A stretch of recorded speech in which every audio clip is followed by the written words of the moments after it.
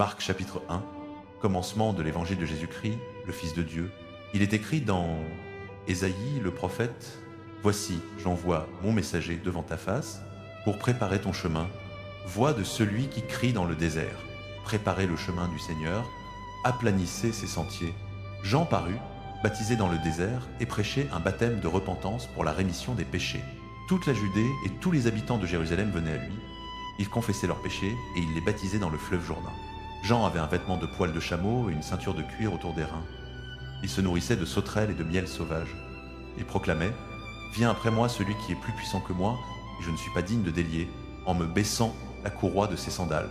Moi je vous ai baptisé d'eau, lui il vous baptisera d'Esprit Saint. » En ces jours-là, Jésus vint de Nazareth de Galilée et fut baptisé par Jean dans le Jourdain. Au moment où il remontait de l'eau, il vit les cieux se déchirer et l'Esprit descendre sur lui comme une colombe. Et une voix vint des cieux, « Tu es mon Fils bien-aimé, en toi j'ai mis toute ma joie. » Aussitôt l'Esprit le poussa dans le désert. Il y resta 40 jours, tenté par Satan. Il était avec les bêtes sauvages, et les anges le servaient. Après que Jean eut été livré, Jésus vint en Galilée, proclamant l'évangile de Dieu. Le temps est accompli, et le royaume de Dieu s'est approché. Repentez-vous et croyez à l'évangile. Comme il passait le long de la mer de Galilée, il vit Simon et André, frères de Simon, qui jetaient un filet dans la mer, car ils étaient pêcheurs. Jésus leur dit « Venez à ma suite, et je vous ferai pêcheurs d'hommes. » Aussitôt, laissant leur filet, ils le suivirent. Un peu plus loin, il vit Jacques, fils de Zébédée, et Jean son frère, qui étaient dans leur barque et réparaient les filets. Aussitôt, il les appela. Laissant leur père Zébédée dans la barque avec les ouvriers, ils le suivirent. Ils se rendirent à Capharnaüm. Le jour du sabbat, entré dans la synagogue, Jésus se mit à enseigner. On était frappé de son enseignement car il les enseignait en homme qui a autorité et non pas comme les scribes. Or, il y avait justement dans leur synagogue un homme possédé d'un esprit impur qui s'écria « Que nous veux-tu, Jésus de Nazareth? Es-tu venu pour nous détruire? Je sais qui tu es, le Saint de Dieu. » Jésus le menaça « Tais-toi et sors de cet homme. » L'esprit impur le secoua violemment et sortit de lui en poussant un grand cri. Tous furent saisis de stupeur, si bien qu'ils se demandaient entre eux « Qu'est-ce que cela? Un enseignement nouveau, donné avec autorité. Il commande même aux esprits impurs, et ils lui obéissent. » Sa renommée se répandit aussitôt partout, dans toute la région de Galilée. À la sortie de la synagogue, ils allèrent avec Jacques et Jean chez Simon et André. La belle-mère de Simon était au lit avec la fièvre. Aussitôt, ils lui parlèrent d'elle. Il s'approcha, la fit lever en lui prenant la main. La fièvre la quitta et elle se mit à les servir. Le soir venu, après le coucher du soleil, on lui amena tous les malades et les démoniaques. La ville entière était rassemblée devant la porte. Il guérit beaucoup de gens atteints de diverses maladies. Il chassa aussi beaucoup de démons, mais il ne leur permettait pas de parler parce qu'ils le connaissaient. Le matin, bien avant le jour, il se leva, sortit et s'en alla dans un lieu désert. Là, il priait. Simon et ses compagnons partirent à sa recherche. Ils le trouvèrent et lui dirent « Tout le monde te cherche. » Il leur dit « Allons ailleurs, dans les villages voisins, afin que là aussi, je proclame la parole, car c'est pour cela que je suis sorti. » Et il alla dans toute la Galilée, prêchant dans leur synagogue et chassant les démons. Un lépreux vint à lui, le suppliait, il tomba à genoux et lui dit « Si tu le veux, tu peux me rendre pur. » Ému de compassion, Jésus étendit la main, le toucha et lui dit « Je le veux, sois pur. » À l'instant même, la lèpre le quitta cet homme, et il fut purifié. Jésus le renvoya aussitôt avec cette sévère injonction « Garde-toi d'en rien dire à personne, mais va te montrer aux prêtres et offre pour ta purification ce que Moïse a prescrit, afin que cela leur serve de témoignage. » Mais, une fois parti, l'homme se mit à proclamer bien haut et à répandre la nouvelle, de sorte que Jésus ne pouvait plus entrer ouvertement dans une ville. Il se tenait dehors, dans des lieux déserts, et l'on venait à lui de toutes parts. Marc chapitre 2. Quelques jours après, Jésus revint à Capharnaüm, et on apprit qu'il était à la maison. Tant de gens s'y rassemblèrent qu'il ne restait plus de place, pas même devant la porte, et il leur annonçait la parole. Des gens vinrent lui amener un paralysé, porté par 4 hommes. Comme ils ne pouvaient pas le présenter à Jésus à cause de la foule, ils découvrirent le toit au-dessus de l'endroit où il se trouvait. Après avoir fait une ouverture, ils descendirent le brancard sur lequel le paralysé était couché. Voyant leur foi, Jésus dit au paralysé « Mon enfant, tes péchés te sont pardonnés. » Or, il y avait là, assis, quelques scribes qui pensaient dans leur cœur « Comment celui-là parle-t-il ainsi? Il blasphème. Qui peut pardonner les péchés, sinon Dieu seul ?» Jésus connut aussitôt, dans son esprit, qu'ils raisonnaient ainsi en eux-mêmes, et il leur dit « Pourquoi pensez-vous cela dans vos cœurs? Lequel est le plus facile? Dire au paralysé « Tes péchés te sont pardonnés ?» ou dire « Lève-toi, prends ton brancard et marche, eh bien, afin que vous sachiez que le Fils de l'homme a sur la terre autorité pour pardonner les péchés, il dit au paralysé, je te l'ordonne, lève-toi, prends ton brancard et rentre chez toi. L'homme se leva, prit aussitôt son brancard et sortit devant tout le monde. Tous étaient stupéfaits et rendaient gloire à Dieu en disant, nous n'avons jamais rien vu de pareil. Jésus sortit de nouveau au bord du lac, toute la foule venait à lui et il les enseignait. En passant, il vit Lévi, fils d'Alphée, assis au bureau des taxes. Il lui dit « Suis-moi ». L'homme se leva et le suivit. Comme Jésus était à table dans la maison de Lévi, beaucoup de publicains et de pécheurs étaient à table avec lui et ses disciples, car ils étaient nombreux à le suivre. Les scribes du parti des pharisiens, voyant qu'il mangeait avec les pécheurs et les publicains, disaient à ses disciples « Quoi ? Il mange avec les publicains et les pécheurs ?» Jésus, qui avait entendu, leur dit ce ne sont pas les gens en bonne santé qui ont besoin du médecin, mais les malades. Je ne suis pas venu appeler des justes, mais des pécheurs. » Les disciples de Jean et les pharisiens jeûnaient. On vient dire à Jésus « Pourquoi les disciples de Jean et ceux des pharisiens jeûnent-ils alors que tes disciples ne jeûnent pas ?» Jésus leur répondit « Les invités de la noce peuvent-ils jeûner pendant que l'époux est avec eux? Tant qu'ils ont l'époux avec eux, ils ne peuvent pas jeûner. Mais viendront des jours où l'époux leur sera enlevé. Ce jour-là, ils jeûneront. Personne ne coud une pièce de tissu neuf sur un vieux vêtement, sinon la pièce neuve tire sur le vieux et la déchirure devient pire. Et personne ne met du vin nouveau dans de vieilles outres, sinon le vin fait éclater les outres, et le vin est perdu, ainsi que les outres. À vin nouveau, outre neuve. Un jour de sabbat, Jésus traversait les champs de blé.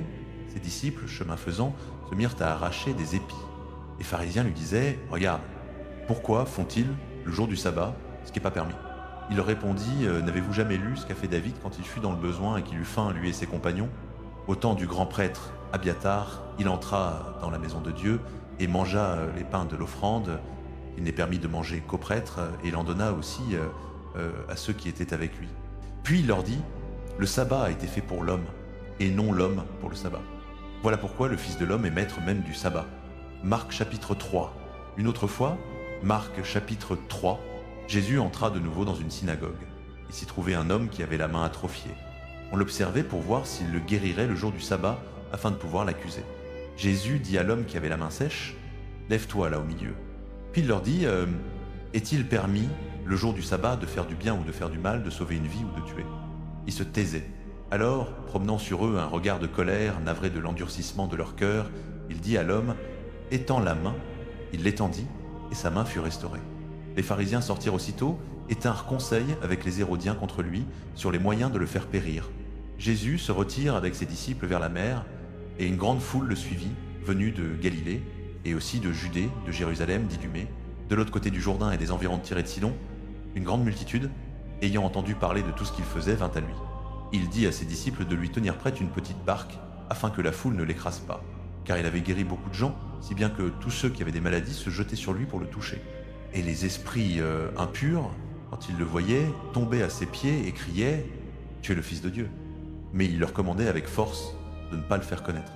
Il monte ensuite sur la montagne, il appelle ceux qu'il voulait, et ils vinrent auprès de lui. Il en établit 12 pour être avec lui et pour les envoyer prêcher avec le pouvoir de chasser les démons. Voici les 12 qu'il établit.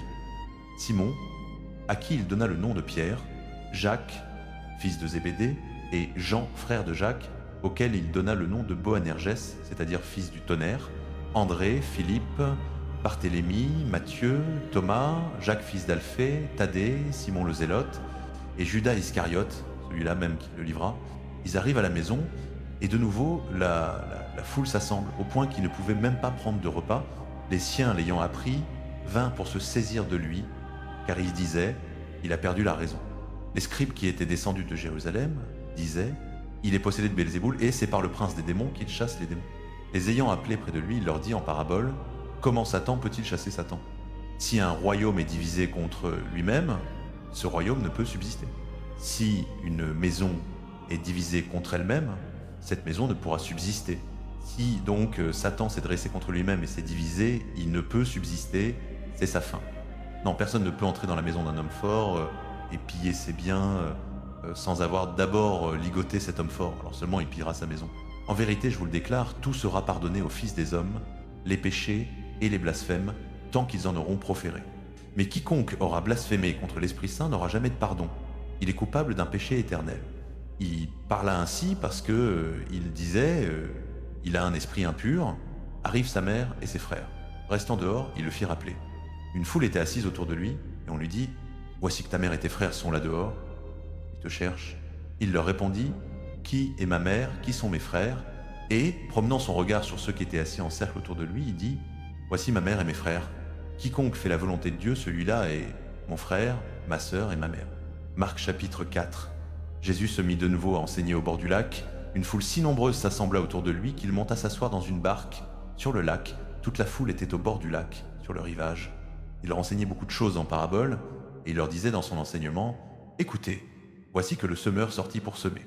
Comme il semait, du grain tomba au bord du chemin, les oiseaux vinrent et le mangèrent. Du grain tomba aussi sur un sol pierreux où il n'avait pas beaucoup de terre. Il leva aussitôt parce que la terre était peu profonde, mais quand le soleil parut, il fut brûlé et faute de racines, il sécha. Du grain tomba encore parmi les épines montèrent et l'étouffèrent, et il ne donna pas de fruits. D'autres grains tombèrent dans la bonne terre, ils levèrent, grandirent et donnèrent du fruit, les uns 30, les autres 60, les autres 100 pour un. Et il ajouta, celui qui a des oreilles pour entendre, qu'il entende. Lorsqu'il fut à l'écart, ceux qui l'entouraient avec les 12 l'interrogèrent sur les paraboles. Il leur dit, à vous le mystère du royaume de Dieu a été donné, mais à ceux qui sont dehors, tout se présente en paraboles, afin qu'ils aient beau regarder, ils ne voient pas, beau entendre, ils ne comprennent pas, de peur qu'ils ne se convertissent et qu'il ne leur soit pardonné. Il leur dit encore, vous ne comprenez pas cette parabole, comment donc comprendrez-vous toutes les paraboles? Le semeur sème la parole. Ceux qui sont au bord du chemin où la parole est semée, ce sont les gens chez qui la parole est semée, et dès qu'ils l'ont entendue, Satan vient et enlève la parole semée en eux. De même, ceux qui sont semés sur les endroits pierreux, ce sont les gens qui entendent la parole et l'accueillent aussitôt avec joie, mais ils n'ont pas en eux de racines, ils sont inconstants. Survienne une détresse ou une persécution à cause de la parole, aussitôt ils trébuchent. D'autres encore reçoivent la semence parmi les épines, ce sont les gens qui ont entendu la parole, mais les soucis du monde, l'illusion de la richesse et les convoitises pour le reste s'introduisent et étouffent la parole, et elle reste sans fruit. Et il y a ceux qui ont reçu la semence dans la bonne terre, ceux-là entendent la parole, ils l'accueillent et portent du fruit, 30, 60, 100 pour un. Il leur disait, apporte-t-on la lampe pour la mettre sous le boisseau ou sous le lit, n'est-ce pas pour la mettre sur le chandelier? Car rien n'est caché qui ne doive être manifesté, rien n'est secret qui ne doive venir au jour. Si quelqu'un a des oreilles pour entendre, qu'il entende. Il leur disait encore, faites attention à ce que vous entendez, de la mesure dont vous mesurez, on mesurera pour vous et on vous donnera encore plus. Car à celui qui a, on donnera, et à celui qui n'a pas, on enlèvera même ce qu'il a. Il disait, il en est du royaume de Dieu comme d'un homme qui jette la semence en terre, qu'il dorme ou qu'il se lève. Nuit et jour, la semence germe et grandit, il ne sait comment. D'elle-même, la terre produit d'abord l'herbe, puis l'épi, puis le blé plein dans l'épi, et dès que le fruit s'y prête, on y met la faucille, car la moisson est arrivée. Il disait encore, à quoi comparerons-nous le royaume de Dieu, par quelle parabole allons-nous le représenter? Il est comme une graine de moutarde, quand on la sème en terre, c'est la plus petite de toutes les semences du monde, mais une fois semée, elle monte et devient plus grande que toutes les plantes potagères. Et elle pousse de grandes branches, si bien que les oiseaux du ciel peuvent nicher à son ombre. C'est par beaucoup de paraboles de ce genre qu'il leur annonçait la parole, selon ce qu'ils pouvaient entendre. Il ne leur parlait pas sans paraboles, mais en particulier, ses propres disciples, il expliquait tout. Ce jour-là, le soir venu, il leur dit « Passons sur l'autre rive ». Laissant la foule, ils l'emmenèrent dans la barque où il se trouvait, il y avait d'autres barques avec lui. Survient une forte bourrasque, les vagues se jetaient dans la barque, si bien que déjà la barque se remplissait, et lui, à la poupe, dormait sur le coussin. Ils le réveillent et lui disent « Maître, tu te soucies pas de ce que nous périssons ?» Réveillé, il menaça le vent, il dit à la mer « Silence, tais-toi ». Le vent tomba et il se fit un grand calme. Puis il leur dit « Pourquoi avez-vous peur ainsi? Comment n'avez-vous pas de foi ?» Saisis d'une grande crainte, ils se disaient entre eux « Qui est-il donc celui-ci pour que même le vent et la mer lui obéissent ?» Marc chapitre 5. Ils arrivèrent sur l'autre rive du lac, dans le pays des Géraséniens. Marc chapitre 5. Ils arrivèrent sur l'autre rive du lac, dans le pays des Géraséniens. Dès que Jésus descendit de la barque, un homme possédé d'un esprit impur sortit des tombeaux et vint à sa rencontre. Cet homme avait sa demeure dans les tombeaux. Personne ne pouvait plus le lier, même avec une chaîne, car souvent on l'avait attaché avec des entraves et des chaînes, mais il avait rompu les chaînes et brisé les entraves. Personne n'était assez fort pour le dompter. Nuit et jour, il était sans cesse dans les tombeaux et sur les montagnes, criant et se tailladant avec des pierres. Voyant Jésus de loin, il accourut, se prosterna devant lui et cria d'une voix forte « Que me veux-tu, Jésus, fils du Dieu très haut? Je t'adjure par Dieu, ne me tourmente pas. » Car Jésus lui disait « Esprit impur, sors de cet homme. » Jésus lui demanda « Quel est ton nom ?» Il répondit « Mon nom est Légion, car nous sommes nombreux. » Et il le suppliait avec insistance de ne pas les expulser hors du pays. Or, il y avait là, sur la montagne, un grand troupeau de porcs en train de paître. Les démons supplièrent Jésus « Envoie-nous dans ces porcs, laisse-nous entrer en eux. » Il le leur permit. Alors les esprits impurs sortirent de l'homme, entrèrent dans les porcs, et le troupeau, environ 2000 têtes, se précipita du haut de l'escarpement dans le lac et s'y noya. Ceux qui les gardaient s'enfuirent. Ils annoncèrent la nouvelle dans la ville et dans les campagnes. Les gens vinrent voir ce qui était arrivé. Ils arrivent auprès de Jésus et voient le démoniaque, celui qui avait eu la légion, assis, vêtu et dans son bon sens, et ils furent saisis de crainte. Ceux qui avaient vu racontèrent ce qui était arrivé au démoniaque et au porc. Alors on se mit à supplier Jésus de quitter leur territoire. Comme il montait dans la barque, l'homme qui avait été possédé le suppliait de pouvoir rester avec lui. Jésus ne lui permit pas, mais il lui dit « Va dans ta maison auprès des tiens et raconte-leur tout ce que le Seigneur a fait pour toi dans sa miséricorde. » L'homme s'en alla et se mit à proclamer dans la décapole tout ce que Jésus avait fait pour lui. Et tous étaient dans l'étonnement. Quand Jésus eut de nouveau traversé en barque vers l'autre rive, une grande foule s'assembla autour de lui. Il était au bord du lac. Alors arrive un des chefs de synagogue, nommé Jairus. En le voyant, il tombe à ses pieds et le supplie instamment. La petite fille est à toute extrémité. Viens lui imposer les mains afin qu'elle soit sauvée et qu'elle vive. Jésus partit avec lui. Une grande foule le suivait et le pressait. Or, une femme, qui avait des pertes de sang depuis 12 ans, elle avait beaucoup souffert du fait de nombreux médecins et dépensé tout ce qu'elle possédait sans aucun profit. Au contraire, son état avait plutôt empiré, ayant entendu parler de Jésus, vint par derrière dans la foule et toucha son manteau. Car elle se disait, si je touche ne serait-ce que ses vêtements, je serai sauvée. À l'instant même, sa perte de sang s'arrêta et elle sentit dans son corps qu'elle était guérie de son mal. Jésus reconnut aussitôt en lui-même qu'une force était sortie de lui. Il se retourna au milieu de la foule et disait « Qui a touché mes vêtements ?» Ses disciples lui dirent « Tu vois la foule qui te presse, et tu dis « Qui m'a touché ?» Mais il regardait autour de lui pour voir celle qui avait fait cela. Alors la femme, effrayée et tremblante, sachant ce qui lui était arrivé, vint se jeter à ses pieds et lui dit toute la vérité. Il lui dit « Ma fille, ta foi t'a sauvée, va en paix et sois guérie de ton mal. » Comme il parlait encore, des gens arrivent de chez le chef de synagogue et disent « Ta fille est morte, pourquoi déranger encore le maître ?» Mais Jésus, qui avait surpris ces paroles, dit au chef de synagogue « Ne crains pas, crois seulement. » Il ne laissa personne l'accompagner, sinon Pierre, Jacques et Jean, le frère de Jacques. Ils arrivent à la maison du chef de synagogue. Jésus voit du tumulte, des gens qui pleuraient et poussaient de grands cris. Il entre et leur dit « Pourquoi ce tumulte et ces pleurs? L'enfant n'est pas morte, mais elle dort. » Il se moquait de lui.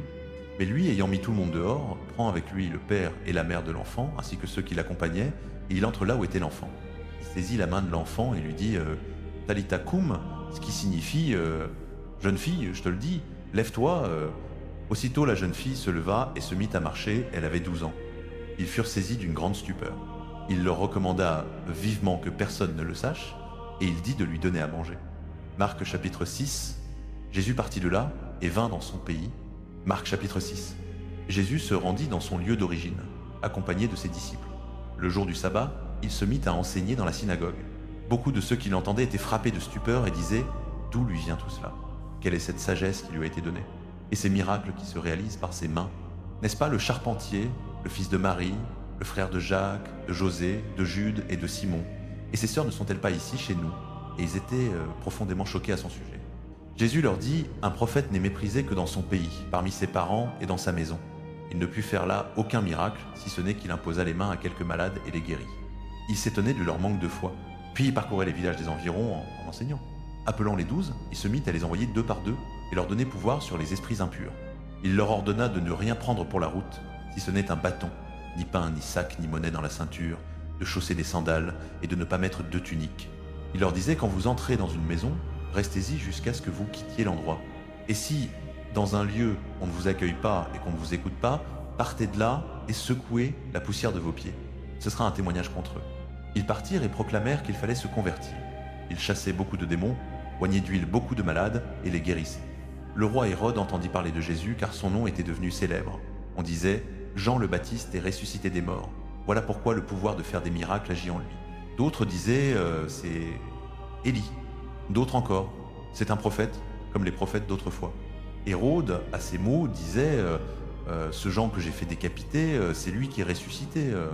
Car Hérode lui-même avait fait arrêter Jean et l'avait enchaîné en prison à cause d'Hérodiade, la femme de son frère Philippe, qu'il avait épousée. Jean disait en effet à Hérode, il ne t'est pas permis d'avoir la femme de ton frère. Hérodiade le haïssait et voulait le faire mourir. Mais elle ne le pouvait pas, car Hérode craignait Jean, sachant que c'était un homme juste et saint. Il le protégeait. Quand il l'entendait, il était très perplexe, et pourtant il l'écoutait avec plaisir. Un jour propice arriva, Hérode, pour son anniversaire, donna un banquet assez grand aux officiers et aux notables de Galilée. La fille d'Hérodiade entra, dansa et plut à Hérode et à ses convives. Le roi dit à la jeune fille, demande-moi ce que tu veux, je te le donnerai. Et il lui fit ce serment, tout ce que tu me demanderas, je te le donnerai, jusqu'à la moitié de mon royaume. Elle sortit et dit à sa mère, que vais-je demander? La tête de Jean le Baptiste, répondit-elle. Aussitôt la jeune fille s'empressa de rentrer auprès du roi et fit cette demande. Je veux que tout de suite tu me donnes sur un plat la tête de Jean le Baptiste. Le roi fut très contrarié, mais à cause de son serment et des convives, il ne voulut pas la repousser. Immédiatement le roi envoya un garde avec l'ordre d'apporter la tête de Jean. Le garde alla décapiter Jean dans la prison, apporta la tête sur un plat, la donna à la jeune fille, et la jeune fille la donna à sa mère. Apprenant cela, les disciples de Jean vinrent prendre son corps et le déposèrent dans un tombeau. Les apôtres se réunirent auprès de Jésus et lui racontèrent tout ce qu'ils avaient fait et enseigné. Il leur dit « Venez à l'écart, dans un endroit désert, et reposez-vous un peu. » Car il y avait beaucoup de monde qui allait et venait, et eux n'avaient même pas le temps de manger. Ils partirent donc dans la barque, vers un endroit désert, à l'écart. Beaucoup les virent partir et les reconnurent. De toutes les villes, on accourut à pied et on les devança. En débarquant, Jésus vit une grande foule. Il fut saisi de compassion envers eux, parce qu'ils étaient comme des brebis qui n'ont pas de berger, et il se mit à les enseigner longuement. L'heure étant déjà très avancée, ses disciples s'approchèrent et lui dirent « L'endroit est désert et il est déjà très tard. Envoie-les afin qu'ils aillent dans les fermes et villages des environs s'acheter de quoi manger. » Il leur répondit « Donnez-leur vous-même à manger. » Ils lui disent « Faudrait-il que nous allions acheter pour 200 deniers de pain pour leur donner à manger ?» Il leur demande « Combien de pain avez-vous ? Allez voir. » S'étant renseignés, ils disent 5 et 2 poissons. Alors il leur donna de les faire tous asseoir par groupes sur l'herbe verte. Ils s'assirent par carrés de 100 et de 50. Prenant les 5 pains et les 2 poissons, levant les yeux au ciel, il prononça la bénédiction, rompit les pains et les donnait à ses disciples pour qu'ils les distribuent. Il partagea aussi les 2 poissons entre tous. Tous mangèrent et furent rassasiés. On emporta 12 paniers pleins de morceaux de pain et de ce qui restait des poissons. Ceux qui avaient mangé les pains étaient 5000 hommes. Aussitôt il obligea ses disciples à monter dans la barque et à le précéder sur l'autre rive, vers Bethsaïde, pendant qu'il renverrait la foule. Après l'avoir congédié, il partit dans la montagne pour prier. Le soir venu, la barque était au milieu du lac et lui seul sur la terre. Voyant qu'il peinait à ramer car le vent leur était contraire vers la fin de la nuit, il vint vers eux en marchant sur le lac. Il allait les dépasser. Les ayant vus se tourmenter à ramer, ils crurent que c'était un fantôme et poussèrent des cris, car tous le virent et furent bouleversés. Aussitôt il leur parla « Courage, c'est moi, n'ayez pas peur. » Il monta auprès d'eux dans la barque et le vent tomba. Ils étaient complètement bouleversés en eux-mêmes car ils n'avaient pas compris à propos des pains. Leur cœur était endurci. Après avoir traversé, ils abordèrent à Génézareth et accostèrent. À peine sortis de la barque, les gens le reconnurent, ils coururent par toute cette région et se mirent à apporter les malades sur des brancards là où on apprenait qu'il était. Et partout où il entrait, village, ville ou campagne, on déposait les malades sur les places publiques et on le suppliait de leur laisser toucher ne fût-ce que la frange de son manteau. Et tous ceux qui le touchaient étaient sauvés. Marc chapitre 7. Les pharisiens et quelques scribes venus de Jérusalem se rassemblent autour de lui. Ayant vu que certains de ses disciples prenaient leur repas avec des mains impures, c'est-à-dire non lavées, car les pharisiens et tous les juifs ne mangent pas sans s'être lavés les mains jusqu'au coude, gardant la tradition des anciens, au retour du marché, ils ne mangent pas sans s'être aspergés, et ils observent beaucoup d'autres traditions, lavage des coupes, des cruches et des vases de bronze. Les pharisiens et les scribes lui demandèrent donc « Pourquoi tes disciples ne suivent-ils pas la tradition des anciens et prennent-ils leur repas avec des mains impures ?» Il leur répondit « Isaïe a bien prophétisé sur vous, hypocrites, ainsi qu'il est écrit « Ce peuple m'honore des lèvres, mais leur cœur est loin de moi. Vain est le culte qu'ils me rendent, les doctrines qu'ils enseignent ne sont que préceptes humains. Vous abandonnez le commandement de Dieu pour vous attacher à la tradition des hommes. » Et il ajoutait « Vous avez bel et bien annulé le commandement de Dieu pour observer votre tradition. Moïse en effet a dit « Honore ton père et ta mère, et celui qui maudit père ou mère sera puni de mort. » Mais vous, vous dites, si quelqu'un dit à son père ou à sa mère ce dont tu aurais pu profiter de ma part est corban, c'est-à-dire offrande consacrée à Dieu. Vous ne lui permettez plus de rien faire pour son père ou sa mère, annulant ainsi la parole de Dieu par la tradition que vous vous transmettez. Et vous faites beaucoup de choses semblables, appelant de nouveau la foule. Il leur disait « Écoutez-moi tous et comprenez. Rien de ce qui est extérieur à l'homme et qui entre en lui ne peut le rendre impur. Mais ce qui sort de l'homme, voilà ce qui rend l'homme impur. » Quand il fut entré dans une maison, loin de la foule, ses disciples l'interrogèrent sur cette parabole. Il leur dit « Êtes-vous donc sans intelligence, vous aussi? Ne comprenez-vous pas que rien de ce qui pénètre dans l'homme du dehors ne peut le rendre impur? Parce que cela n'entre pas dans son cœur, mais dans le ventre, puis s'en va au lieu des anses. » Il déclarait ainsi tous les aliments purs. Il disait encore « Ce qui sort de l'homme, c'est ce qui sort de l'homme. Car c'est du dedans, du cœur des hommes, que sortent les pensées mauvaises. Débauche, vol, meurtre, adultère, cupidité, méchanceté, ruse, impudicité, envie, diffamation, orgueil, déraison. Toutes ces choses mauvaises sortent du dedans et rendent l'homme impur. » Parti de là, Jésus se retira dans la région de Tyr. Il entra dans une maison et ne voulait pas qu'on le sache, mais il ne put rester caché. Aussitôt une femme, dont la fille avait un esprit impur, entendit parler de lui. Venue se jeter à ses pieds, cette femme était grecque, syrophénicienne de naissance. Elle le priait de chasser le démon hors de sa fille. Il lui dit « Laisse d'abord les enfants se rassasier, car il ne convient pas de prendre le pain des enfants et de le jeter aux petits chiens. »« Oui, Seigneur, répondit-elle, mais les petits chiens, sous la table, mangent les miettes des enfants. » Alors il lui dit « À cause de cette parole, va, le démon est sorti de ta fille. » Elle s'en alla chez elle, trouva l'enfant étendu sur le lit, et le démon partit. Jésus quitta de nouveau la région de Tyr, passa par Sidon vers la mer de Galilée, au cœur de la Décapole. On lui amène un sourd qui avait de la peine à parler, et on le supplie de lui imposer la main. Il l'emmena à l'écart, loin de la foule, lui mit les doigts dans les oreilles, et avec de la salive lui toucha la langue. Levant les yeux au ciel, il soupira et lui dit « Ephatha », c'est-à-dire « Ouvre-toi ». Aussitôt ses oreilles s'ouvrirent, le lien de sa langue se défit, et il parlait correctement. Jésus leur recommanda de n'en parler à personne, mais plus il le leur recommandait, plus il le proclamait. Ils étaient remplis d'étonnement et disaient « Il a bien fait toutes choses. Il fait entendre les sourds et parler les muets. » Marc chapitre 8. En ces jours-là, comme il y avait de nouveau une grande foule, Marc chapitre 8. En ces jours-là, comme il y avait de nouveau une grande foule et qu'ils n'avaient rien à manger, Jésus appela ses disciples et leur dit « Je suis saisi de compassion pour cette foule. Voilà 3 jours qu'ils restent auprès de moi et ils n'ont rien à manger. Si je les renvoie chez eux à jeun, ils vont défaillir en chemin, car plusieurs sont venus de loin. » Ses disciples lui répondirent « Comment pourrait-on ici, dans un désert, les rassasier de pain ?» Il leur demanda « Combien avez-vous de pain ?» Ils dirent « 7. » Il ordonna à la foule de s'asseoir par terre. Prenant les 7 pains, il rendit grâce, les rompit et les donnait à ses disciples pour les servir. Et ils les servirent à la foule. Ils avaient aussi quelques petits poissons. Il prononça la bénédiction et ordonna de les servir aussi. Ils mangèrent et furent rassasiés, et l'on emporta 7 corbeilles des morceaux qui restaient. Or il y avait là environ 4000 personnes. Puis il les renvoya. Aussitôt il monta avec ses disciples dans la barque et vint dans la région de Dalmanouta. Les pharisiens intervinrent. Pour le mettre à l'épreuve, ils lui demandaient un signe venant du ciel. Il soupira profondément en son esprit et dit « Pourquoi cette génération demande-t-elle un signe ? En vérité, je vous le déclare, jamais il ne sera donné de signe à cette génération. » Et les laissant là, il remonta dans la barque et partit pour l'autre rive. Les disciples avaient oublié de prendre des pains, ils n'en avaient qu'un seul avec eux dans la barque. Jésus leur faisait cette recommandation. « Attention, prenez garde au levain des pharisiens et au levain d'Hérode. » Ils se disaient entre eux « C'est parce que nous n'avons pas de pain. » Le sentant, Jésus leur dit « Pourquoi disputez-vous sur le fait que vous n'avez pas de pain, vous ne comprenez pas encore et vous ne saisissez pas, avez-vous le cœur endurci? Vous avez des yeux et vous ne voyez pas, des oreilles et vous n'entendez pas, et vous ne vous rappelez pas. Quand j'ai rompu les 5 pains pour les 5000, combien de paniers pleins de morceaux avez-vous emporté ?» Ils lui dirent 12. « Et quand j'ai rompu les 7 pains pour les 4000, combien de corbeilles pleines de morceaux avez-vous emporté ?» Ils dirent 7. Et il leur disait « Vous ne comprenez pas encore ?» Ils arrivent à Bethsaïde, on lui amène un aveugle et on le supplie de le toucher. Prenant l'aveugle par la main, il le fit sortir hors du village, il lui mit de la salive sur les yeux, lui imposa les mains et lui demanda « Vois-tu quelque chose ?» L'homme leva les yeux et dit « J'aperçois les gens, ils ressemblent à des arbres qui marchent. » Puis Jésus lui imposa de nouveau les mains sur les yeux. L'homme vit clair, il fut rétabli et voyait tout distinctement. Jésus le renvoya chez lui en disant « N'entre même pas dans le village. » Jésus et ses disciples partirent pour les villages de Césarée de Philippe. En chemin, il interrogeait ses disciples. Au dire des gens, « Qui suis-je » Ils lui répondirent « Jean le Baptiste, pour d'autres Élie, pour d'autres l'un des prophètes. » Et lui les interrogeait. Et vous, qui dites-vous que je suis ?»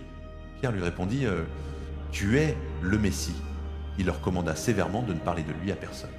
Alors il commença à leur enseigner qu'il fallait que le Fils de l'homme souffre beaucoup, qu'il soit rejeté par les anciens, les grands prêtres et les scribes, qu'il soit mis à mort et que 3 jours après, il ressuscite. Il disait cette parole ouvertement. Pierre, le prenant à part, se mit à le reprendre, mais lui, se retournant et voyant ses disciples, menaça Pierre et dit « Arrière, Satan, car tes pensées ne sont pas celles de Dieu, mais celles des hommes. » Appelant la foule avec ses disciples, il leur dit « Si quelqu'un veut venir à ma suite, qu'il renonce à lui-même, qu'il prenne sa croix et qu'il me suive, car celui qui voudra sauver sa vie la perdra, et celui qui perdra sa vie à cause de moi et de l'Évangile la sauvera. Que sert-il en effet à l'homme de gagner le monde entier s'il perd sa vie? Que peut donner l'homme en échange de sa vie? Si quelqu'un a honte de moi et de mes paroles au milieu de cette génération adultère et pécheresse, le Fils de l'homme aussi aura honte de lui, quand il viendra dans la gloire de son Père avec les saints anges. » Marc, chapitre 9. Et il leur disait, « En vérité, je vous le déclare, parmi ceux qui sont ici, certains ne mourront pas avant d'avoir vu le règne de Dieu venu avec puissance. » 6 jours après, Jésus prend avec lui Pierre, Jacques et Jean, les emmène à l'écart, seuls, sur une haute montagne. Et il fut transfiguré devant eux. Ses vêtements devinrent resplendissants, d'une blancheur telle que aucun foulon sur terre ne peut blanchir ainsi. Élie leur apparut avec Moïse, et ils s'entretenaient avec Jésus. Pierre, prenant la parole, dit à Jésus, « Rabbi, il est bon que nous soyons ici. Dressons 3 tentes, une pour toi, une pour Moïse, une pour Élie. » Ils ne savaient que dire, car ils étaient saisis de frayeur. Et survint une nuée qui les couvrit de son ombre, et de la nuée, une voix se fit entendre. « Celui-ci est mon fils bien-aimé, écoutez-le. » Soudain, regardant autour d'eux, ils ne virent plus personne, sinon Jésus seul avec eux. Comme ils descendaient de la montagne, il leur ordonna de ne raconter à personne ce qu'ils avaient vu, avant que le Fils de l'homme ne soit ressuscité d'entre les morts. Ils gardèrent la chose pour eux, tout en se demandant entre eux ce que signifiait ressusciter d'entre les morts. Et ils l'interrogeaient. « Pourquoi les scribes disent-ils qu'Élie doit venir d'abord ?» Il leur dit « Oui, Élie vient d'abord et rétablit tout, mais alors comment est-il écrit du Fils de l'homme qu'il doit beaucoup souffrir et être méprisé ? Eh bien, je vous le dis, Élie est venu, et ils lui ont fait tout ce qu'ils ont voulu, comme il est écrit de lui. Quand ils revinrent auprès des disciples, ils virent une grande foule autour d'eux et des scribes qui discutaient avec eux. Dès qu'on aperçut Jésus, toute la foule fut saisie de stupeur et accourut pour le saluer. Il leur demanda « De quoi discutez-vous avec eux ?» Un homme dans la foule lui répondit « Maître, je t'ai amené mon fils, qui a un esprit muet. Partout où l'esprit s'empare de lui, il le jette à terre. L'enfant écume, grince des dents et devient raide. J'ai dit à tes disciples de l'expulser, mais ils n'ont pas pu. » Jésus leur répondit « Génération incrédule, jusqu'à quand serai-je avec vous? Jusqu'à quand vous supporterai-je? Amenez-le-moi. » On le lui amena. Dès qu'il vit Jésus, l'esprit secoua violemment l'enfant, qui tomba par terre et se roulait en écumant. Jésus demanda au Père « Depuis combien de temps cela lui arrive-t-il » Il dit « Depuis l'enfance. Souvent il l'a jeté dans le feu et dans l'eau pour le faire périr.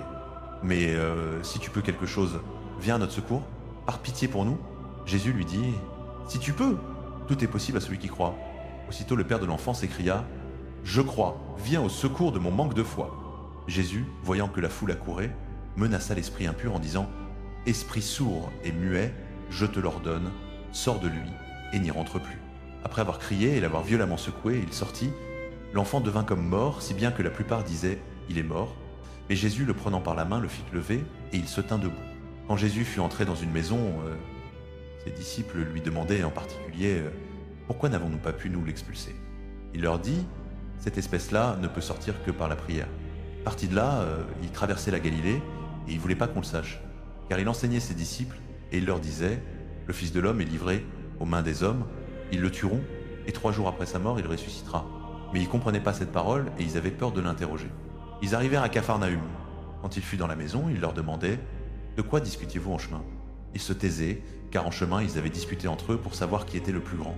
S'étant assis, il appela les 12 et leur dit « Si quelqu'un veut être le premier, qu'il soit le dernier de tous et le serviteur de tous. » Et prenant un petit enfant, il le plaça au milieu d'eux, puis l'ayant pris dans ses bras, il leur dit « Quiconque accueille en mon nom un de ces petits-enfants, c'est moi qui l'accueille, et quiconque m'accueille, c'est pas moi qui l'accueille, mais celui qui m'a envoyé. » Jean lui dit « Maître, nous avons vu quelqu'un expulser des démons en ton nom, et nous l'en empêchions parce qu'il ne nous suivait pas. » Jésus dit « Ne l'en empêchez pas, car il n'est personne qui fasse un miracle en mon nom et qui puisse aussitôt parler mal de moi, qui n'est pas contre nous et pour nous.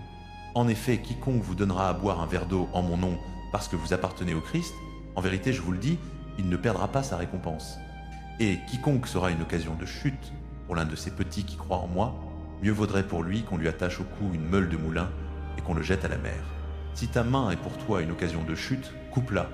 Mieux vaut pour toi entrer manchot dans la vie que d'aller avec tes deux mains dans la géhenne, dans le feu qui ne s'éteint pas. Et si ton pied est pour toi une occasion de chute, coupe-le. Mieux vaut pour toi entrer boiteux dans la vie que d'être jeté avec tes deux pieds dans la géhenne. Et si ton œil est pour toi une occasion de chute, arrache-le. Mieux vaut pour toi entrer borgne dans le royaume de Dieu que d'être jeté avec tes deux yeux dans la géhenne, où leur ver ne meurt pas et où le feu ne s'éteint pas. Car tous seront salés par le feu. Le sel est une bonne chose. Mais si le sel devient fade, avec quoi lui rendrez-vous sa saveur? Ayez du sel en vous-même et vivez en paix les uns avec les autres. Marc, chapitre 10. Jésus partit de là et vint. Marc, chapitre 10. Jésus partit de là et vint dans le territoire de la Judée, au-delà du Jourdain. De nouveau, des foules se rassemblent autour de lui, et selon son habitude, il les enseignait. Des pharisiens l'approchèrent pour le mettre Jésus à l'épreuve. Ils lui demandaient « Est-il permis à un homme de répudier sa femme ?» Il leur répondit « Que vous a prescrit Moïse ?» Ils dirent « Moïse a permis d'écrire un acte de divorce et de la renvoyer. » Jésus leur dit « C'est à cause de la dureté de votre cœur qu'il vous a écrit ce commandement. Mais au commencement de la création, Dieu les fit hommes et femmes. À cause de cela, l'homme quittera son père et sa mère, il s'attachera à sa femme, et les deux deviendront une seule chair. Ainsi, ils ne sont plus deux, mais une seule chair. Donc ce que Dieu a uni, que l'homme ne le sépare pas. » Dans la maison, les disciples l'interrogèrent de nouveau sur ce point. Il leur dit « Quiconque répudie sa femme et en épouse une autre commet l'adultère à son égard, et si une femme répudie son mari et en épouse un autre, elle commet l'adultère. » On lui amenait des petits-enfants pour qu'il les touche, mais les disciples les rabrouaient.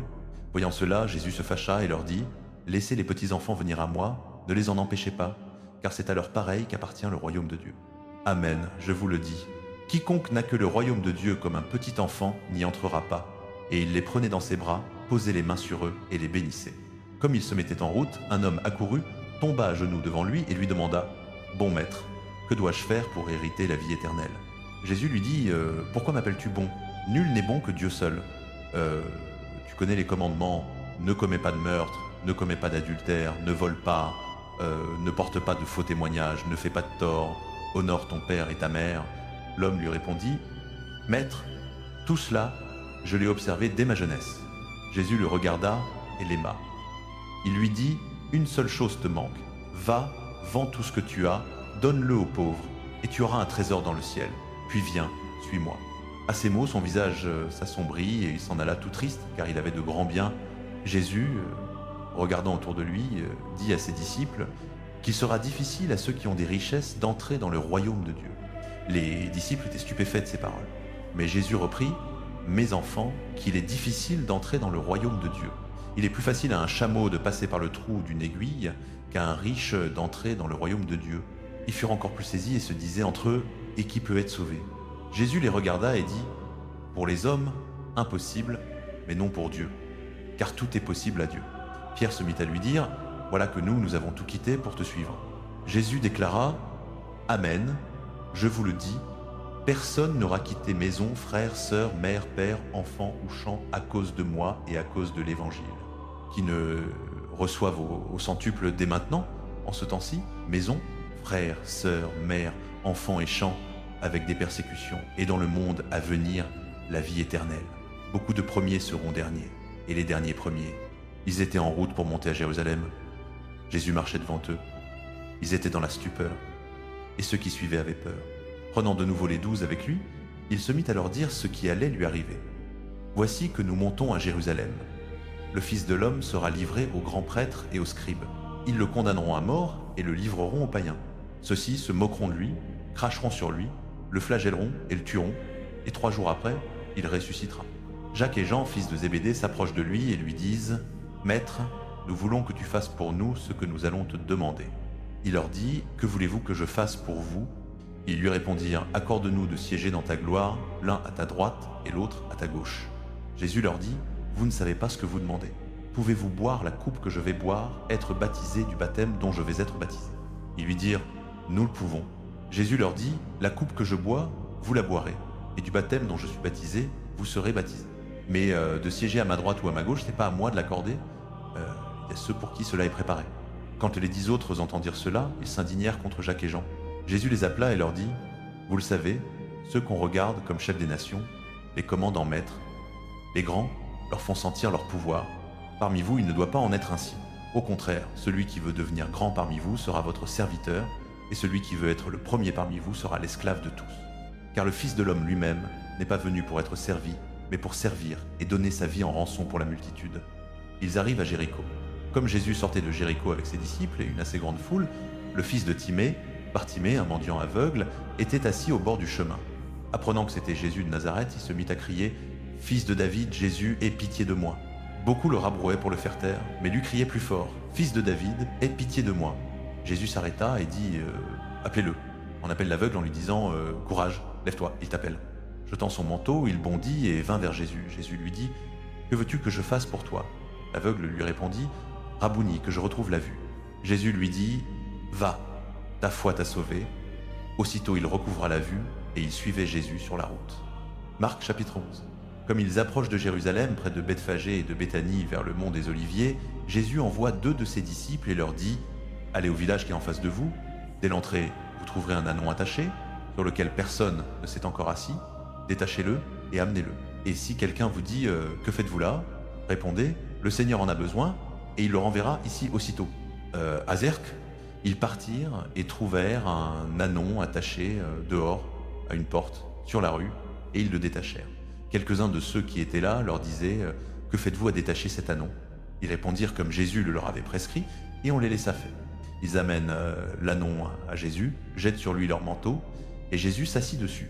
Beaucoup de gens étendirent leurs manteaux sur le chemin, d'autres des feuillages qu'ils coupaient dans les champs. Ceux qui précédaient et ceux qui suivaient criaient « Hosanna, béni soit celui qui vient au nom du Seigneur, béni soit le règne qui vient, celui de David notre Père, Hosanna au plus haut des cieux. » Jésus entra à Jérusalem, dans le temple, après avoir tout regardé autour de lui. Comme il était déjà tard, il sortit pour aller à Béthanie avec les 12. Le lendemain, comme il quittait Béthanie, il eut faim. Voyant de loin un figuier qui avait des feuilles, il alla voir s'il y trouverait quelque chose, mais venu près de lui, il n'y trouva rien que des feuilles, car ce n'était pas la saison des figues. S'adressant au figuier, il lui dit « Que jamais plus personne ne mange de ton fruit. » Ses disciples l'entendirent. Ils arrivent à Jérusalem. Entré dans le temple, Jésus se mit à chasser ceux qui vendaient et achetaient dans le temple. Il renversa les tables des changeurs et les sièges des vendeurs de colombes, et il ne laissait personne transporter un objet à travers le temple. Et il les enseignait en disant « N'est-il pas écrit « Ma maison sera appelée maison de prière pour toutes les nations ». Or vous en avez fait une caverne de bandits. » Les grands prêtres et les scribes entendirent cela et cherchaient un moyen de le faire périr. Ils le craignaient, car toute la foule était frappée de son enseignement. Quand le soir vint, ils sortirent de la ville. Le matin, en passant, ils virent le figuier desséché jusqu'aux racines. Pierre, se rappelant, lui dit Rabbi, regarde, le figuier que tu as maudit est desséché. » Jésus leur répond « Ayez foi en Dieu. Amen, je vous le dis, quiconque dira à cette montagne « Ôte-toi de là et jette-toi dans la mer », et ne doutera pas dans son cœur, mais croira que ce qu'il dit arrive, cela lui sera accordé. C'est pourquoi je vous dis, tout ce que vous demandez, en priant, croyez que vous l'avez reçu, et cela vous sera accordé. Et quand vous vous tenez en prière, si vous avez quelque chose contre quelqu'un, pardonnez pour que votre Père, qui est aux cieux, vous pardonne aussi vos fautes. Ils reviennent à Jérusalem. Comme Jésus marchait dans le temple, les grands prêtres, les scribes et les anciens vinrent à lui et lui demandaient « Par quelle autorité fais-tu cela ? Ou qui t'a donné cette autorité pour le faire ?» Jésus leur répondit « Je vais vous poser une seule question. Répondez-moi et je vous dirai par quelle autorité je fais cela. Le baptême de Jean venait-il du ciel ou des hommes ? Répondez-moi. » Ils se faisaient en eux-mêmes ce raisonnement. Si nous disons « du ciel », il dira « Pourquoi donc n'avez-vous pas cru en lui ?» Mais dirons-nous « des hommes ?» Ils craignaient la foule, car tous tenaient Jean pour un vrai prophète. Alors ils répondirent à Jésus « Nous ne savons pas. » Jésus leur dit « Moi non plus, je ne vous dis pas par quelle autorité je fais cela. » Marc chapitre 12. Jésus se mit alors à leur parler en parabole. Marc chapitre 12. Jésus se mit à leur parler en parabole. Un homme planta une vigne, l'entoura d'une clôture, creusa un pressoir et bâtit une tour, puis il la loua à des vignerons et partit en voyage. Au temps de la récolte, il envoya un serviteur vers les vignerons pour recevoir d'eux une part des fruits de la vigne. Mais ils le saisirent, le battirent et le renvoyèrent, les mains vides. Il envoya encore vers eux un autre serviteur. Celui-là, ils le frappèrent à la tête et l'humilièrent. Il en envoya un troisième. Celui-là, ils le tuèrent. Puis beaucoup d'autres battirent les uns, tuèrent les autres. Il lui restait encore quelqu'un, un fils bien-aimé. Il l'envoya vers eux en dernier, disant « Ils respecteront mon fils. » Mais ces vignerons se dirent entre eux « Voici l'héritier, venez, tuons-le, et l'héritage sera à nous. » Ils le saisirent, le tuèrent et le jetèrent hors de la vigne. Que fera donc le maître de la vigne? Il viendra frappérir ces vignerons et donnera la vigne à d'autres. N'avez-vous pas lu cette écriture? La pierre qu'ont rejetée les bâtisseurs est devenue la pierre angulaire. C'est le Seigneur qui a fait cela, et elle est admirable à nos yeux. Ils cherchaient à l'arrêter, car ils avaient compris qu'il avait dit cette parabole contre eux, mais ils craignirent la foule. Ils le laissèrent donc et s'en allèrent. Ils envoient vers lui quelques pharisiens et hérodiens pour le prendre au piège dans une parole. Ils viennent et lui disent « Maître, nous savons que tu es sincère, ne te laisse influencer par personne, car tu ne regardes pas à la figure des hommes, mais tu enseignes la voie de Dieu selon la vérité. Est-il permis ou non de payer le tribut à César? Devons-nous payer ou ne pas payer ?» Mais lui, connaissant leur hypocrisie, leur dit « Pourquoi me mettez-vous à l'épreuve? Apportez-moi un denier, que je le voie. » Ils en apportèrent un. Il leur dit « De qui est cette image et cette inscription ?» Ils lui dirent « De César. » Jésus leur dit « Rendez à César ce qui est à César, et à Dieu ce qui est à Dieu. » Et ils étaient remplis d'étonnement à son sujet. Des Sadducéens, ceux qui disent « Il n'y a pas de résurrection », viennent à lui et lui posèrent cette question « Maître, Moïse a écrit pour nous, si un homme a un frère qui meurt en laissant une femme sans enfant, qu'il épouse la veuve et suscite une descendance à son frère. Il y avait 7 frères. Le premier prit femme et mourut sans laisser de descendance. Le second l'épousa et mourut sans laisser non plus de descendance. Le troisième, pareillement. Aucun des 7 ne laissa de descendance. La femme mourut à son tour. À la résurrection, quand ils ressusciteront. Duquel d'entre eux sera-t-elle, elle, la femme? Car les 7 l'ont eue pour femme. Jésus leur dit, n'êtes-vous pas dans l'erreur précisément parce que vous ne connaissez ni les Écritures ni la puissance de Dieu? Quand on ressuscite d'entre les morts, on ne prend ni femme ni mari, mais on est comme les anges dans les cieux. Quant à ce que les morts ressuscitent, n'avez-vous pas lu dans le livre de Moïse, au passage du buisson, comment Dieu lui parla? Je suis le Dieu d'Abraham, le Dieu d'Isaac et le Dieu de Jacob. Il n'est pas le Dieu des morts, mais des vivants. Vous êtes dans une grande erreur. Un des scribes qui les avait entendus discuter et avait remarqué qu'il leur avait bien répondu, s'approcha et lui demanda « Quel est le premier de tous les commandements ?» Jésus répondit « Le premier c'est Écoute, Israël, le Seigneur notre Dieu est l'unique Seigneur. Tu aimeras le Seigneur ton Dieu de tout ton cœur, de toute ton âme, de toute ta pensée et de toute ta force. Et voici le second, tu aimeras ton prochain comme toi-même. Il n'y a pas d'autre commandement plus grand que cela. » Le scribe lui dit « Très bien, maître, tu as dit vrai, il est unique et il n'y en a pas d'autre que lui. L'aimer de tout son cœur, de toute son intelligence et de toute sa force, et aimer son prochain comme soi-même, vaut mieux que tous les holocaustes et tous les sacrifices. » Jésus, voyant qu'il avait répondu avec sagesse, lui dit « Tu n'es pas loin du royaume de Dieu. » Et personne n'osait plus l'interroger. Comme Jésus enseignait dans le temple, il dit « Comment les scribes peuvent-ils dire que le Messie est fils de David ?» David lui-même, inspiré par l'Esprit Saint, a dit « Le Seigneur a dit à mon Seigneur, assieds-toi à ma droite, jusqu'à ce que j'aie mis tes ennemis sous tes pieds. » David lui-même l'appelle Seigneur. Comment donc est-il son fils? Et la foule nombreuse l'écoutait avec plaisir. Dans son enseignement, il disait « Méfiez-vous des scribes qui aiment se promener en longue robe, recevoir les salutations sur les places publiques, avoir les premiers sièges dans les synagogues et les premières places dans les banquets. Ils dévorent les biens des veuves et affectent de faire de longues prières. Ils subiront un jugement très sévère. Étant assis face au trésor, ils regardaient comment la foule mettait de l'argent dans le trésor. Beaucoup de riches y mettaient beaucoup. Arriva une veuve pauvre, elle y mit 2 petites pièces, quelques centimes. Appelant ses disciples, il leur dit en vérité, je vous le déclare, cette veuve pauvre a mis plus que tous ceux qui mettent dans le trésor, car tous ont mis de leur superflu, mais elle, de son dénuement, y a mis tout ce qu'elle possédait, tout ce qu'elle avait pour vivre. » Marc chapitre 13. Comme il sortait du temple, un de ses disciples lui dit « Maître, regarde quelle pierre et quelle construction. » Jésus lui répondit « Tu vois ces grandes constructions? Il n'en restera pas pierre sur pierre qui ne soit jeté bas. » Il s'assit sur le mont des Oliviers, en face du temple. Pierre, Jacques, Jean et André l'interrogeaient en particulier. « Dis-nous, quand cela arrivera-t-il, et quel sera le signe que tout cela va s'accomplir ?» Jésus se mit à leur dire « Prenez garde que personne ne vous égare. Beaucoup viendront sous mon nom en disant « C'est moi », et ils en égareront un grand nombre. Quand vous entendrez parler de guerre et de bruit de guerre, ne vous alarmez pas, il faut que cela arrive, mais ce ne sera pas encore la fin. On se dressera nation contre nation, royaume contre royaume, il y aura en divers lieux des tremblements de terre, il y aura des famines, ce sera le commencement des douleurs de l'enfantement. Faites attention à vous-même. On vous livre au Sanhédrin, vous serez battus dans les synagogues, vous comparaîtrez devant des gouverneurs et des rois à cause de moi pour rendre témoignage devant eux. Il faut d'abord que l'évangile soit proclamé à toutes les nations. Quand on vous emmènera pour vous livrer, ne vous préoccupez pas d'avance de ce que vous direz, mais dites ce qui vous sera donné à cette heure-là, car ce n'est pas vous qui parlerez, mais l'Esprit Saint.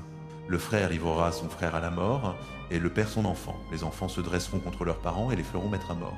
Vous serez haïs de tous à cause de mon nom, mais celui qui aura tenu jusqu'à la fin, celui-là sera sauvé. Quand vous verrez l'abomination de la désolation installée là où elle ne doit pas être, que le lecteur comprenne, alors que ceux qui seront en Judée fuient dans les montagnes, que celui qui sera sur la terrasse ne descende pas et n'entre pas pour emporter quelque chose de sa maison, que celui qui sera au champ ne retourne pas en arrière pour prendre son manteau. Malheur aux femmes enceintes et à celles qui allaiteront en ces jours-là. Priez pour que cela n'arrive pas en hiver. Car en ces jours-là, il y aura une détresse telle qu'il n'y en a point eu de semblable depuis le commencement de la création que Dieu a créé jusqu'à présent et qu'il n'y en aura jamais plus.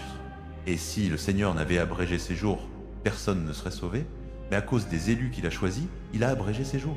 Alors si quelqu'un vous dit « Voici, le Messie est ici » ou « Il est là », ne le croyez pas. Car il s'élèvera de faux messies et de faux prophètes. Ils produiront des signes et des prodiges pour égarer, si possible, les élus. Vous donc, prenez garde, je vous ai tout annoncé d'avance. Mais en ces jours-là, après cette détresse, le soleil s'obscurcira, la lune ne donnera plus sa lumière, les étoiles tomberont du ciel, et les puissances qui sont dans les cieux seront ébranlées. Alors on verra le Fils de l'homme venir dans les nuées avec grande puissance et gloire. Il enverra les anges et rassemblera ses élus des quatre vents, de l'extrémité de la terre jusqu'à l'extrémité du ciel. Du figuier apprenez la parabole, dès que sa ramure devient tendre et que ses feuilles poussent, vous savez que l'été est proche. De même, vous, quand vous verrez cela arriver, sachez qu'il est proche, aux portes. En vérité, je vous le déclare, cette génération ne passera pas que tout cela n'arrive. Le ciel et la terre passeront, mais mes paroles ne passeront pas. Quant à ce jour et à cette heure, nul ne les connaît, ni les anges dans le ciel, ni le Fils, personne que le Père. Prenez garde, veillez, car vous ne savez pas quand ce sera le moment. C'est comme un homme parti en voyage, il a laissé sa maison, confié à ses serviteurs l'autorité, à chacun sa tâche, et il a ordonné au portier de veiller.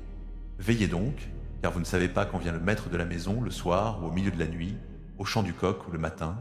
Il peut arriver à l'improviste et vous trouver endormi. Ce que je vous dis, je le dis à tous. Veillez, Marc chapitre 14. La Pâque et les pains sans levain allaient avoir lieu 2 jours après. Les grands prêtres et les scribes cherchaient comment arrêter Jésus par ruse pour le faire mourir. Car ils disaient, pas pendant la fête, de peur qu'il n'y ait du tumulte parmi le peuple. Jésus se trouvait à Béthanie, dans la maison de Simon le lépreux. Comme il était à table, une femme entra, tenant un flacon d'albâtre contenant un parfum de nard pur de grand prix. Elle brisa le flacon et le versa sur la tête de Jésus. Quelques-uns s'indignaient entre eux. À quoi bon ce gaspillage de parfum? On aurait pu le vendre plus de 300 deniers et les donner aux pauvres. Et il la rudoyait. Mais Jésus dit, laissez-la. Pourquoi lui faites-vous de la peine? C'est une belle œuvre qu'elle a accomplie envers moi. Les pauvres, vous les aurez toujours avec vous, et quand vous voudrez, vous pourrez leur faire du bien. Mais moi, vous ne m'aurez pas toujours. Ce qu'elle pouvait faire, elle l'a fait. D'avance, elle a parfumé mon corps pour l'ensevelissement. Amen, je vous le dis, partout où l'évangile sera proclamé, dans le monde entier, on racontera aussi, en souvenir d'elle, ce qu'elle vient de faire. Alors Judas Iscariote, l'un des 12, s'en alla trouver les grands prêtres pour leur livrer Jésus. À cette nouvelle, ils se réjouirent et promirent de lui donner de l'argent. Et ils cherchaient une occasion favorable pour le livrer. Le premier jour des pains sans levain, où l'on immolait l'agneau pascal, ses disciples lui disent « Où veux-tu que nous allions faire les préparatifs pour que tu manges la Pâque ?» Il envoie 2 de ses disciples en leur disant « Allez à la ville, un homme portant une cruche d'eau viendra à votre rencontre. Suivez-le, et là où il entrera, dites au propriétaire, le maître demande « Où est ma salle où je pourrai manger la Pâque avec mes disciples ?» Il vous montrera à l'étage une grande pièce toute prête, garnie de coussins. Et dit pour nous les préparatifs, les disciples partirent, arrivèrent à la ville, trouvèrent tout comme il le leur avait dit, et préparèrent la Pâque. Le soir venu, Jésus arrive avec les 12. Pendant qu'ils étaient à table et mangeaient, Jésus dit « Amen, je vous le dis, l'un de vous me livrera, un qui mange avec moi. » Ils devinrent tout tristes et se mirent à lui dire l'un après l'autre « Serait-ce moi ?» Il leur dit « C'est l'un des 12, qui trempe avec moi dans le plat. » Le Fils de l'homme s'en va selon qu'il est écrit de lui. Mais malheur à cet homme par qui le Fils de l'homme est livré. Mieux vaudrait pour cet homme-là de n'être pas né. » Pendant le repas, Jésus prit du pain. Après avoir prononcé la bénédiction, il le rompit, le leur donna et dit « Prenez, ceci est mon corps. » Puis, prenant une coupe et ayant rendu grâce, il la leur donna, et ils en burent tous. Il leur dit « Ceci est mon sang, le sang de l'alliance, versé pour la multitude. Amen, je vous le dis, je ne boirai plus du fruit de la vigne jusqu'au jour où je le boirai, nouveau, dans le royaume de Dieu. » Après avoir chanté les psaumes, ils partirent pour le mont des Oliviers. Jésus leur dit « Vous tous, vous allez succomber, car il est écrit « Je frapperai le berger, et les brebis seront dispersées. » Mais une fois ressuscité, je vous précéderai en Galilée.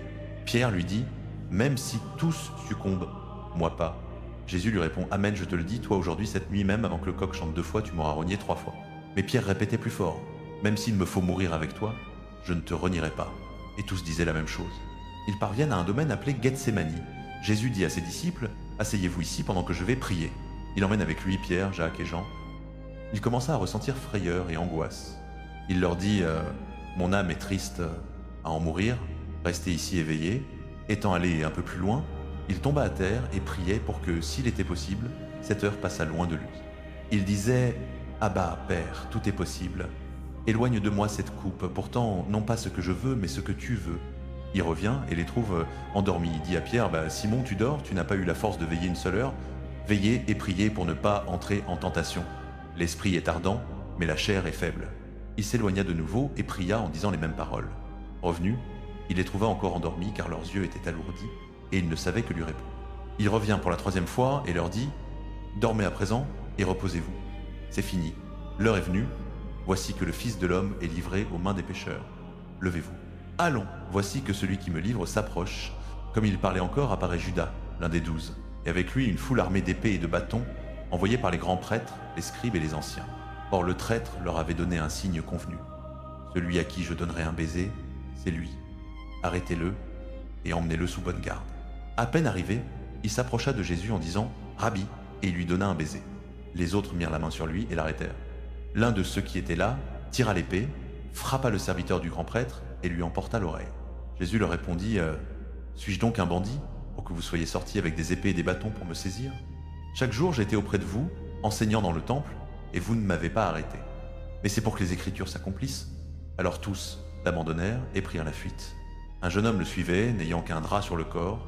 On le saisit, mais il lâcha le drap et s'enfuit tout nu. Ils emmenèrent Jésus chez le grand prêtre.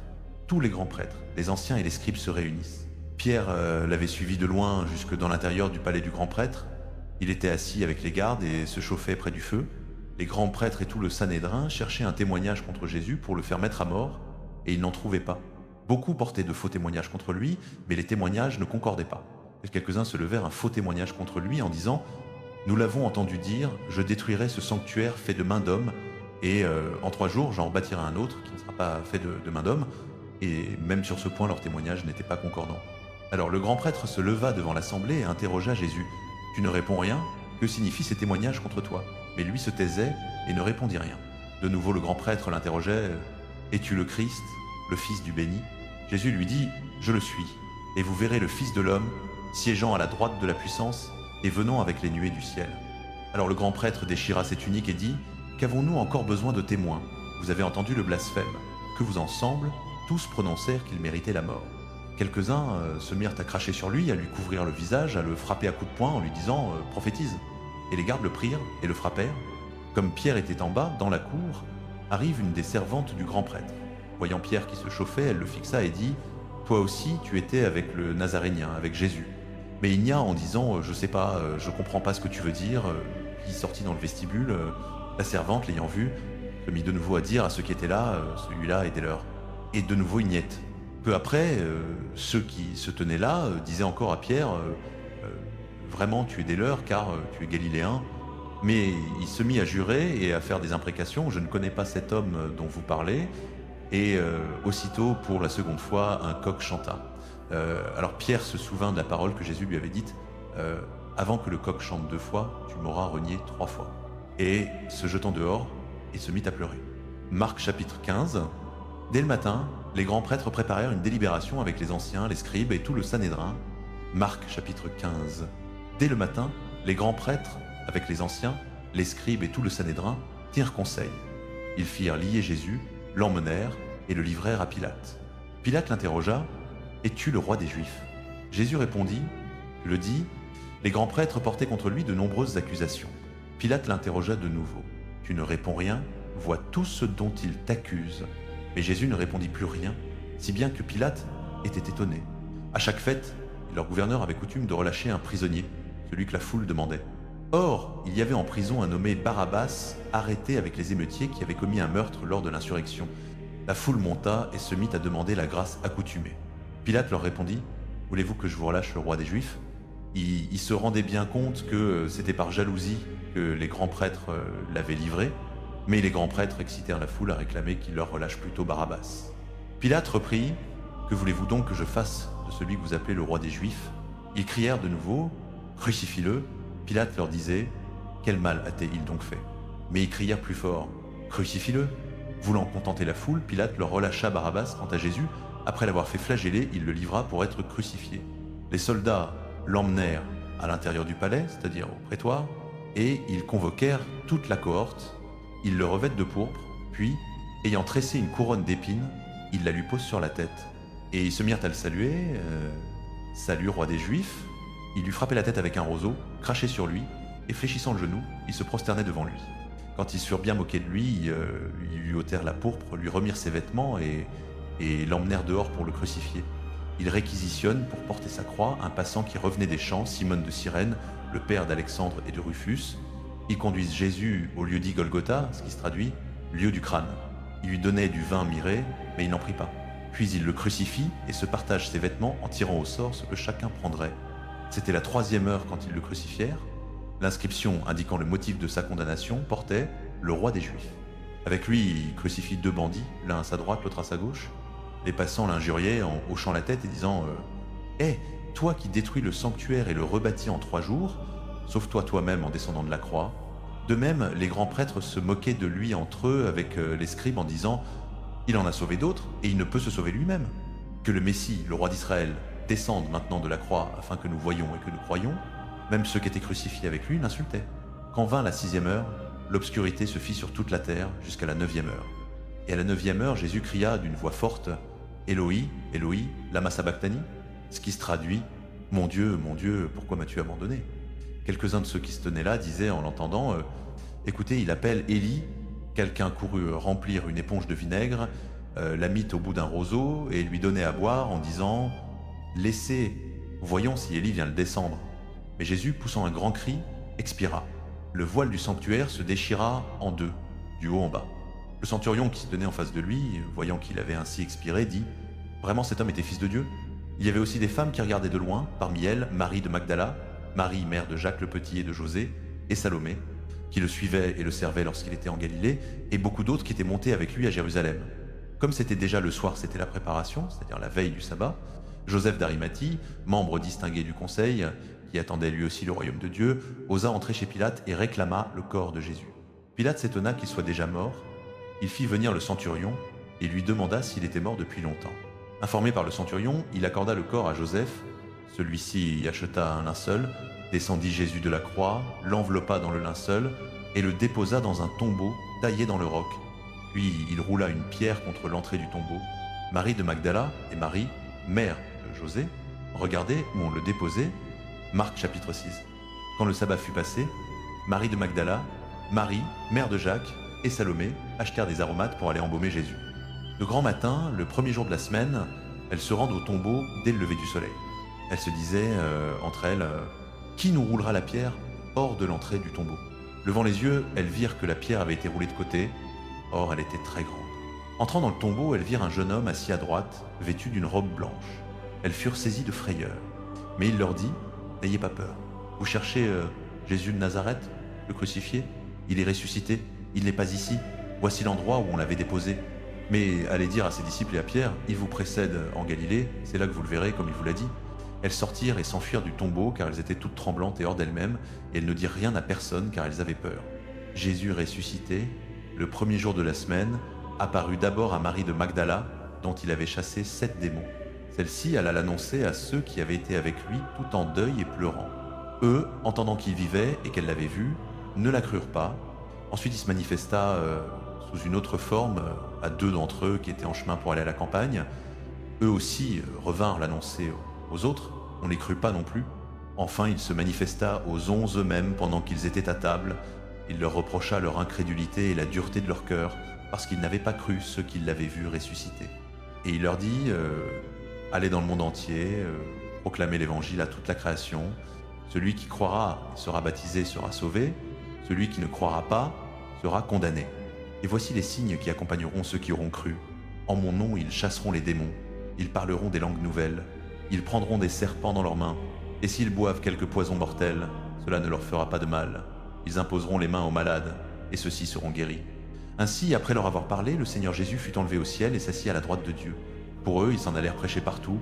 Le Seigneur travaillait avec eux et confirmait la parole par les signes qui l'accompagnaient.